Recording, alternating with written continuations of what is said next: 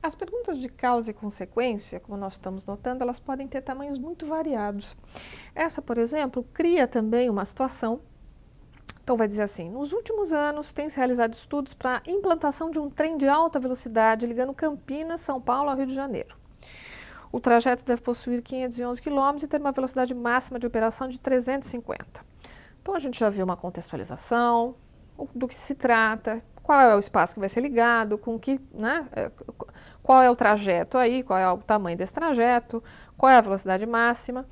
É feito todo um mapa, né, aqui uma imagem, então a gente tem uma imagem agora também que vai servir para a gente poder estabelecer relação entre o que está escrito e essa imagem também. Nesse caso, então, aquela introdução e aquela imagem serviram para aí a gente começar a fazer afirmativas. Então, isso quer dizer o seguinte: aquele começo são informações que são dadas aí nessa pergunta como corretas. É uma proposta de situação dada como correta. O que vai ser dito então aqui no meio? A partir das informações que foram dadas no percurso e da figura, avalie as seguintes asserções e a relação estabelecidas entre elas. Então, o que realmente a gente vai avaliar como falso ou verdadeiro e relação de causa e consequência é o que vem embaixo. Só que isso que vem embaixo tem que levar em conta, interpretativamente, o que foi dito em cima.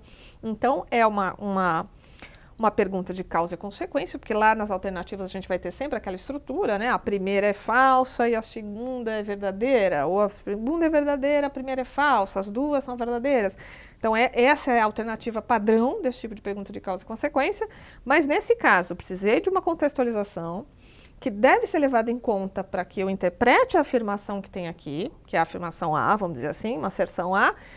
Depois ainda vai ter uma asserção B, e eu vou ter que pensar, então, se isso é correto com relação ao contexto, se B é correto com relação ao contexto, e ainda vou ter que saber se B justifica a afirmação A. Então, esse é um tipo de pergunta absolutamente complicada, uma pergunta difícil, que exige bastante leitura, relação entre informações, provavelmente conhecimentos também extra-texto, para que eu avalie e chegue lá na alternativa nessa certeza de uma afirmação correta e da relação de causa e consequência possível entre afirmações. Então, a gente conclui que perguntas de causa e consequência podem se apresentar do ponto de vista da contextualização ou não, do tamanho dessa pergunta e da dificuldade de raciocínio de forma bastante variada.